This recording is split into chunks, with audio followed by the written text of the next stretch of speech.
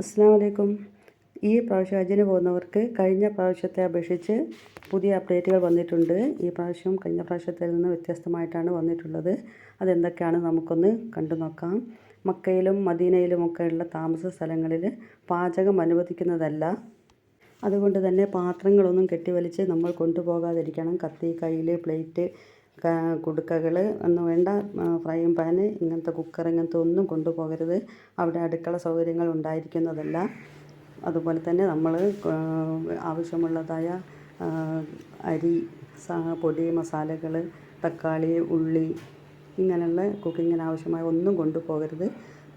അടുക്കള ഇല്ലാത്തതിൻ്റെ പേരിൽ തന്നെ ഇനി റൂമിൽ പാചകം ചെയ്യാമെന്ന് വിചാരിച്ച് നമ്മൾ ഇലക്ട്രിക് കുക്കറോ കെറ്റിലോ സ്റ്റൗവോ അങ്ങനത്തെ ഒന്നും കൊണ്ടുപോകാൻ പാടുള്ളതല്ല. പുറത്ത് മറ്റ് സൗകര്യങ്ങൾ നമ്മൾ റെഡിയാക്കേണ്ടതായി വരുമെന്നാണ് തോന്നുന്നത്.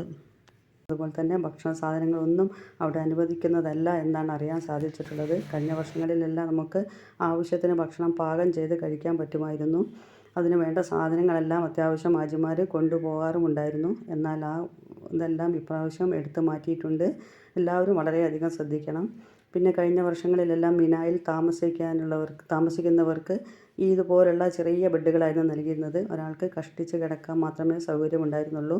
എന്നാൽ ഈ പ്രാവശ്യം അറിയാൻ സാധിച്ചത് സോഫ ബെഡുകളാണ്. നമ്മുടെ ഹാജിമാരുടെ പേരും ഫോട്ടോയുമൊക്കെ പതിപ്പിച്ച ഇരിക്കാനും കിടക്കാനും ഒക്കെ സൗകര്യമുള്ള തരത്തിലുള്ള സോഫ ബെഡുകളാണ് നൽകുക എന്നാണ് അറിഞ്ഞത്. അതുപോലെ തന്നെ മുൻ വർഷങ്ങളിലൊന്നും ലഗേജുകൾ സൂക്ഷിക്കാൻ മിനായിൽ സൗകര്യമുണ്ടായിരുന്നില്ല. എന്നാൽ ഈ പ്രാവശ്യം മുതൽ റാക്കുകൾ നൽകുമെന്നാണ് അറിയപ്പെടുന്നത്.